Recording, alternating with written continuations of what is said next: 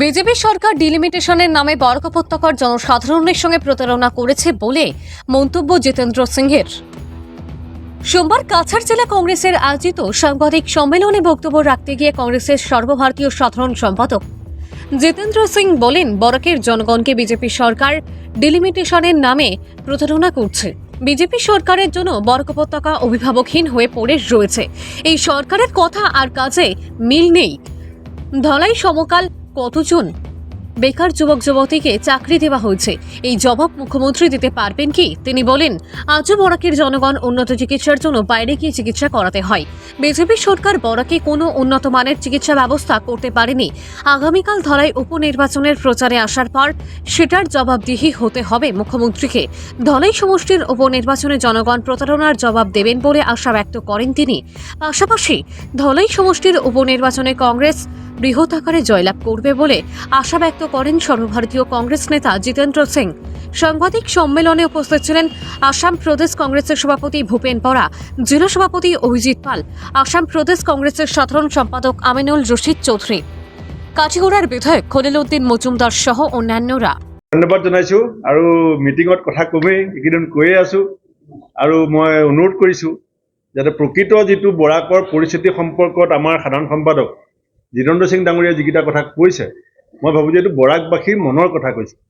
बराकबासी अंतर सर बराकबासी का दिल में जो बात है वो आपका मुख से निकल रहा है। इसलिए ये जितेंद्र सिंह का बात नहीं है, ये बराकबासी का बात जितेंद्र सिंह ने हमारा पार्टी का वरिष्ठ नेता होकर बोला है। इसलिए इसमें बराकबासी भी एक चर्चा करेगा। बराकबासी को क्या रास्ता में बीजेपी लेके जा रहा है ये भी बराकबासी का नजर का सामने हमने रखा है। और ढलाई जीतने से हारने से सरकार तो नहीं कुछ होगा, लेकिन बराकबासी बीजेपी को एक जो वार्ता देना चाहिए। जब बीजेपी ने जो हिमंत बिश्व शर्मा जी का 3 साल पहले 5 साल में क्या बोला था, तो मिनी सेक्रेटरिएट बनाएगा। बराकबासी दिसपुर नहीं जाना है, दिसपुर बराक में आएगा। तो 8 साल हो गया, और कितना साल चाहिए आपको? 5 लाख हर साल में नौकरी देने का जो वादा चीफ मिनिस्टर ने किया था, ठीक है, पूरा आसाम का हिसाब नहीं चाहिए। कल हिमंत बिश्व शर्मा जी ढलाई में आके कम से कम ये बोलिए, आप 5 लाख में 8 साल में तो 40 लाख होता है। तो 40 लाख में ढलाई का कॉन्स्टिट्यूंसी में मुसलमान को भी छोड़ दीजिए, हिंदू का कितना युवक को आपने नौकरी दिया, एक हिसाब तो दे दीजिए। तब तो हमको भी लगेगा ठीक है, आसाम का सीएम ने ढलाई को क्या दिया। रास्ता का हालत आप लोग को मालूम है। आज बाई इलेक्शन का चुनाव का 20 रास्ता का बारे में बराक का जनता नहीं सोचेगा। ढलाई बीजेपी जीत गया तो बीजेपी भी ये मान लेगा जो हम जैसे भी बराक को छोड़े, बराक में जो कुछ भी करे, बराक का जनता हमारा साथ। तो बीजेपी को भी पूरा बराकवासी को होकर ढलाई का जनता ने ये मैसेज देना चाहिए जो बराक का साथ जो ढुका हुआ है, जो प्रताड़ना प्रवंचना किया है, इसका खिलाफ Dholai people will represent the people of entire Barak valley. Durga Jyoti ji वो एक लोकल व्यक्ति है, उनका परिवार का एक बहुत बड़ा कंट्रीब्यूशन रहा है, उनका परिवार का एक बहुत बड़ा नाम है। और खास तौर से जो इस तरह का एक माहौल आज बराक वैली में बना हुआ है, वो जनता इनको सबक सिखाना चाहती है। एक कोई एमएलए बन जाता है, उससे सरकार बनेगी भी नहीं, गिरेगी भी नहीं। लेकिन इस सरकार को नकेल डालने की जरूरत है, इस सरकार को बताने की जरूरत है।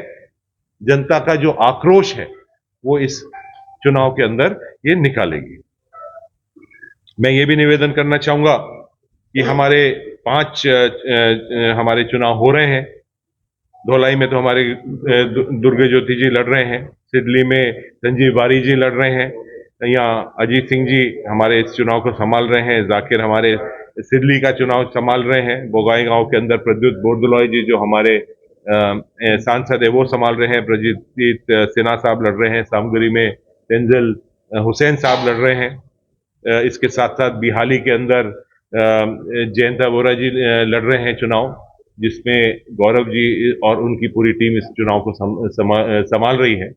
और इन सभी चुनावों के अंदर एक बात सामने आई है, एक समानता सामने आई है कि जनता इस सरकार से पीड़ित है, दुखी है। और जिस तरह से आसाम ने पूरे देश में एक बहुत बड़ा नाम कमाया है यहाँ के मुख्यमंत्री ने करप्शन को, भ्रष्टाचार के अंदर पूरे देश में मुझे दुख होते हुए कहता है कि आसाम की जनता का सर नीचे हो जाता है जब यहाँ के मुख्यमंत्री दूसरे प्रदेशों में जाते हैं और बात करते हैं, और इस खुद के प्रदेश के अंदर जिस तरह का करप्शन चल रहा है, जिस तरह का कुछ भी काम होता है तो एक तरह से माफिया और एक टैक्स लगा रखा है हर चीज के ऊपर, और जो सरकार ने वादे करे थे वो सरकार पूरे नहीं कर पाई है। तो वो आक्रोश को देखते हुए कांग्रेस पार्टी को पांचों की पांचों सीटों के अंदर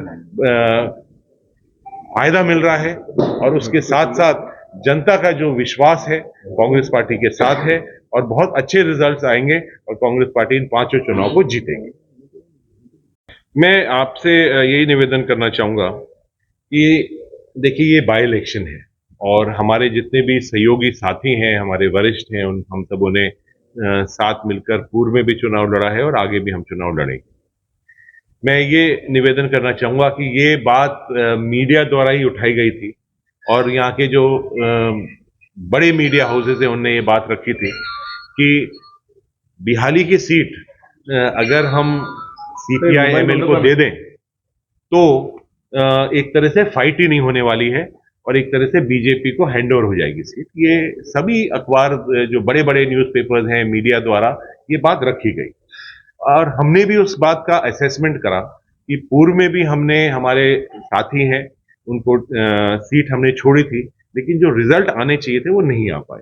इसलिए हमने उनसे निवेदन किया कि जो टिकट होता है वो मेरिट के ऊपर होता है, कोई कोटा सिस्टम कभी भी नहीं होता है। जो सबसे अच्छा कैंडिडेट होता है उसको हम दें। हमने भी उसके साथ प्रयास किया था कि कोई और मजबूत कैंडिडेट कांग्रेस के पास मजबूत है तो कांग्रेस उस पर लड़े, सीपीआईएमएल के पास ज्यादा मजबूत है तो वो लड़े, हमारे लोरेन जी के पास और ज्यादा अच्छा कैंडिडेट है तो वो लड़े, सीपीआई लड़े तो उनके पास अच्छा है तो वो लड़े। तो इसमें हमारी कोई इस तरह की आम चर्चा नहीं है। इस पर हमने मीटिंग के अंदर भी ये बात करी थी, जो बेस्ट कैंडिडेट हो सकता है, जो भारतीय जनता पार्टी को अच्छा मुकाबला दे सकता है, जो वहां की जनता चाहती है उसको लड़ना चाहिए।